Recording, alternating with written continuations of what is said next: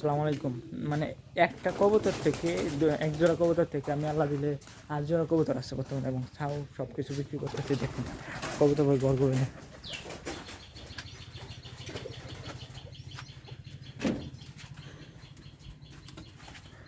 এই যে উনি ডিম লয়ে বসছে, আর উনি ডিম লয়ে বসবে, আর ওনার ছাও আছে দেখেন। আর এই যে ডিম কেলা ফুটাইছে, আর এই যে একটা ছাও আছে, ছাও দেখা যায় না আন্ধার পরটা দেখছি। আমার এক জোড়া কবুতর থেকে আমার 8 জোড়া হয়েছে। এই যে ডিম পড়াইছে, এই যে চেষ্টা করলে আপনারা পারবেন। এক জোড়া কবুতর থেকে 8 জোড়া কবুতর, মানে যে ডিটেলস চান আমরা বলে দিতে পারবো।